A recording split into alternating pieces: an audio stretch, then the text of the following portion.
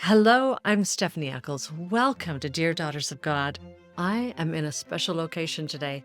I'm nestled in the lush Allegheny Mountains of White Silver Springs, West Virginia. And this is the Greenbrier Hotel, affectionately known as America's Resort. With over 200 years of hospitality, this stately destination has welcomed 26 U.S. presidents, foreign royalty, and dignitaries from every corner of the world. But beyond these white columns and these spacious ballrooms, the Greenbrier holds secrets. During the Cold War, hidden beneath its immaculate grounds was a classified underground bunker, a government fallout shelter, large enough to house every member of the United States Congress in case of a nuclear attack. For decades, it remained top secret, even from the hotel staff, who was finally declassified in the 1990s. So, the Greenbrier, yes, it's beautiful, but it's not just a resort. I think it's a living witness to American history.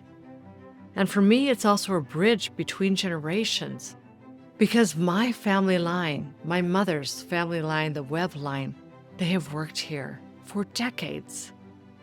You see, I came to West Virginia not just to walk the halls of this historical building on a lovely afternoon, but to gather with my family, the descendants of the Webb line, for a reunion, dedicated to remembering and recording and rejoicing in the legacy of those who came before us.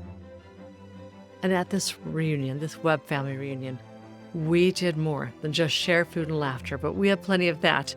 We shared stories of resilience, of faith, stories that, like the walls of the Greenbrier, have stood the test of time. In this episode, I'm going to share with you one of those stories, the one that I brought to our family circle. It's a story of sacred threads, of purpose, and of remembering who we are. Because at Dear Daughters of God, we believe that the stories of our ancestors are not just about the past, but they're gifts. They're gifts for our future. While you're here, please like and subscribe to Dear Daughters of God so we can have you here for every story.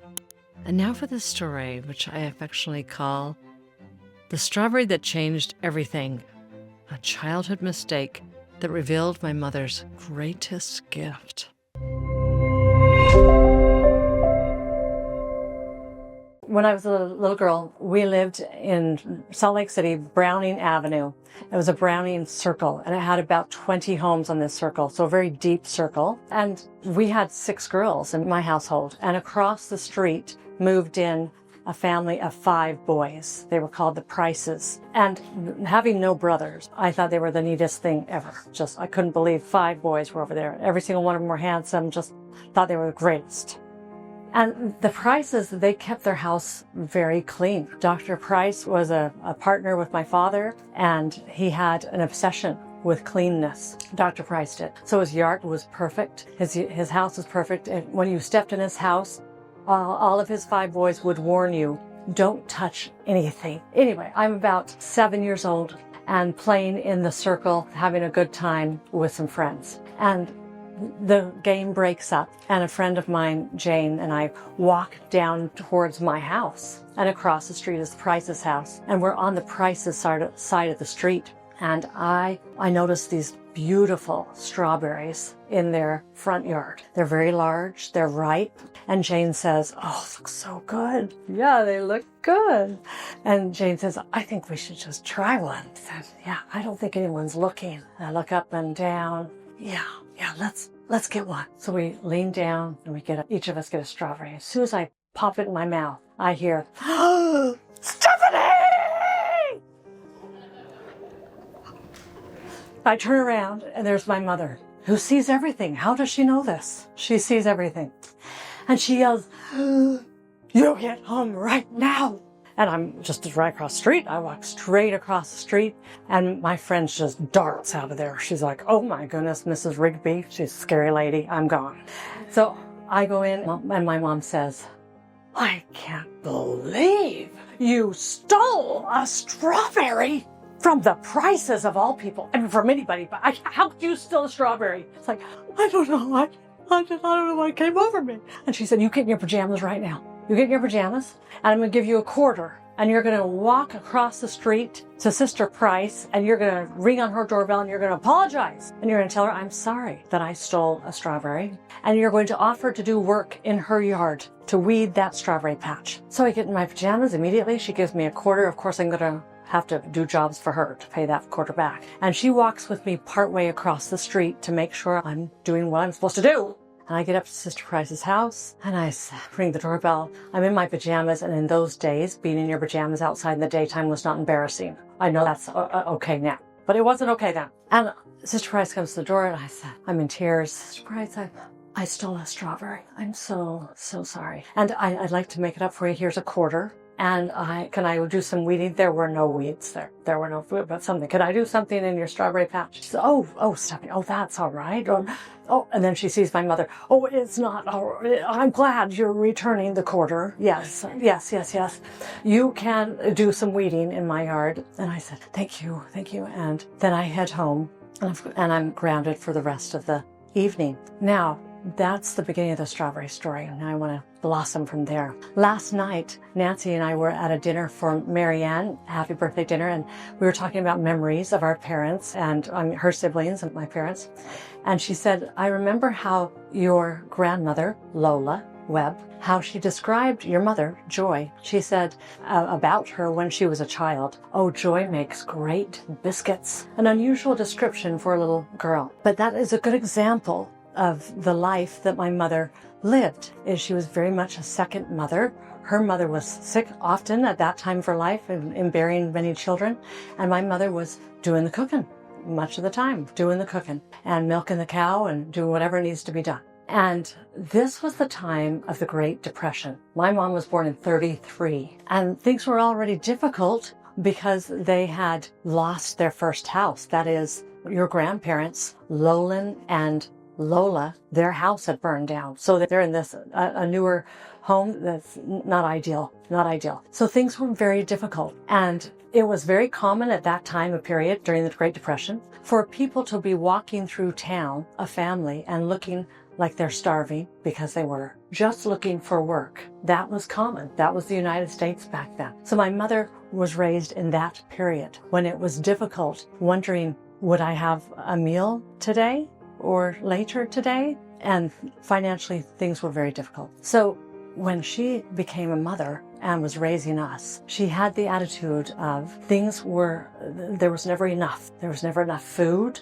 There was never enough security. At any time, financial disaster could happen. This is how she lived. And I didn't know the Great Depression. I didn't know anything about it. I didn't understand this. I just thought this was the way things were. Just at any time, there could be financial ruin and maybe not even food. So this is how she raised her 6 daughters. And being the oldest child, I bet there are a lot of oldest children here, you feel a greater responsibility for younger siblings, especially if you're acting like a second mother. All right, now I'm going to move to the end of her life. My mom had Alzheimer's, and so she was not remembering her current life, but what she was remembering was her childhood. Matter of fact, she was reverting back to her childhood. She had Alzheimer's and lived with it for 12 years. So she was reverting back to her childhood as if it was here and now. Her mother was deceased, but she was convinced her mother was there and maybe just lost. Where was her mother? And she would go back to those childhood stories as if she were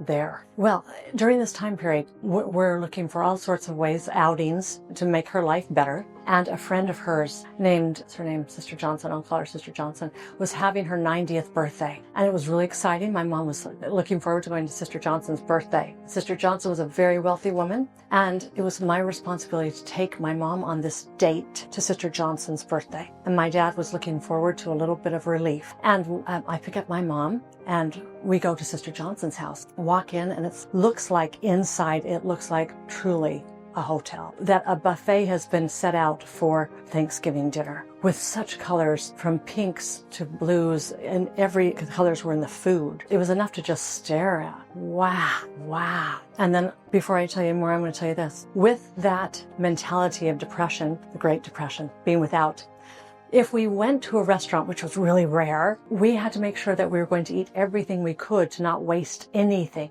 especially a buffet. And my mom would drive us back to West Virginia and take about a week or so to do it, to stop at the historical sites. And one of those times we were allowed to go to a buffet. And usually there were crackers and cheese underneath the front seat, and that was the food we ate. But this was a special occasion. We went to a buffet, and my mother had to make sure that we all ate everything we could possibly eat, because who knows when we're going to eat again. I had a plate full of food. I'm all of a sudden find myself stuffed to the brim, and my mom looks at me and says, "You're not going to leave that muffin, right? You're going to eat that muffin? You're going to eat that muffin, right?" And if you could stuff the muffin in your purse, that was best, because you don't know when you're going to eat next. "I'm not stopping," she says. "I'm not stopping." So eat everything you can. Otherwise, you have crackers and cheese till we get to West Virginia, which is 5 days away. So this was the mentality that we had with buffets. So we walk in Sister Murdoch's house, and a Marriott hotel buffet lined up from room to room to room. And my mom is gathering food on her plate as if she's never eaten, and so am I, because I was raised that way too. Gathering food on my plate as if I may not eat again. And then my mom says, "Oh, they have chocolate-covered strawberries." Yes, they're the most beautiful, largest chocolate-covered strawberries I've ever seen. I like the white ones with a dark drizzle of the chocolate, and they have sugar on them. And I was like, yes, they do. Then she said, your father must have some of these strawberries. He must. He doesn't have anything at home to eat. And I was like, thinking, now, I know my father has things at home to eat, but we couldn't leave without some chocolate-covered strawberries for Dad. And I thought, she'll forget about it. She'll forget about it. I'll just talk about something else and she'll forget. But she didn't forget. She kept coming back to, "Stephanie, are you going to get some of those chocolate-covered strawberries? Because we got to take them to your dad. Your dad has nothing to eat. Your dad's got to have those chocolate-covered strawberries." And I said, "Mom, I don't think we're going to be able to leave here with a plate of chocolate-covered strawberries." She grabbed my arm. "Stephanie, your dad has nothing to eat. He's going to starve without chocolate-covered strawberries." And I said, "Okay, I'll get some chocolate-covered strawberries." And she said, "I'm going to distract the server." When I distract her, fill up a plate of chocolate-covered strawberries. Make sure you get the white ones. Those are his favorite. I was like, oh, okay. I couldn't believe I was doing this. I was a, middle 40-something age woman thinking, I'm stealing some strawberries on command of my mother. So I go, and she does. She distracts the server. And I walk over and get a plate and start. And the server turns around immediately, and she looks at me, and she brings my mother right beside her, and she says, "Would you like some chocolate-covered strawberries? Would you like some?" And here I am with a plate with like 3 of them, with my hand in the cookie jar, with a hand in the, yes, please. "Well, let me get those for you," says the server. Oh, well, thank you. She goes into the kitchen. She brings out a tray. It's this big. I look at the tray thinking she's going to give me a couple. She gives me the entire tray. She goes, "I wouldn't want you to leave without all the chocolate-covered strawberries that you and your mother would like." She caught on to us, yeah. And I said, "Thank you. That's very kind of you." But I was terribly embarrassed in front of a room of very wealthy people that I'm walking out, hand held high, with a chocolate-covered strawberry tray, thinking, yes, don't mind me. I forgot my apron. I'm a server. And the server walks out with us and makes sure we get in the car all right. And we have a huge tray of chocolate-covered strawberries. We get back into my parents' house. I'm blushing still blushing. Can't believe it. But here it is. My mom walks in. Stephanie, get the tray. I bring it in. I put it right in front of my father. And she says, "Odell, I got your favorite. You can eat chocolate-covered strawberries." And he says, "Oh, Squiggy, thank goodness." Because he knew how to play the game. "Oh, thank goodness. Thank goodness you got those strawberries for me."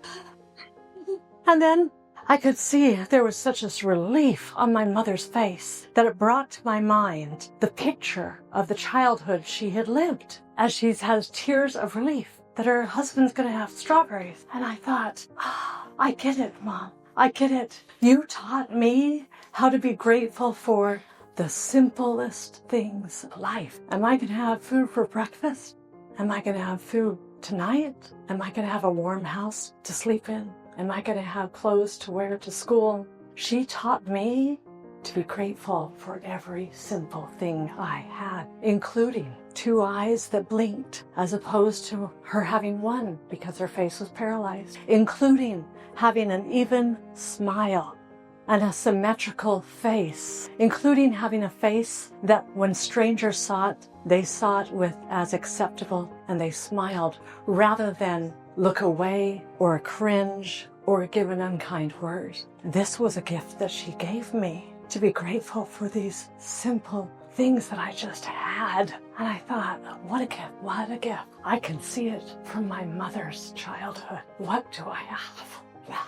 And it made me grateful for a Heavenly Father that listened to a child's prayer, my mother's prayer in the field, praying for what she wanted. It made me grateful for a grandfather, my great-grandfather, Elihu Oak, who could see that my mother's position in life and the prejudice that came with it, that it was better for her to leave and go out west, away from the prejudice, and start anew. And I was grateful for Christopher Columbus Hope, the old man of them all, who listened to those 2 simple missionaries and accepted the gospel of Jesus Christ. And that brought him into my life. And so I say today, I am grateful for family. I'm grateful for all of you and the simple things in life. And I'm grateful for my mother, Joy, Madeline Webb, Rigby. Thank you.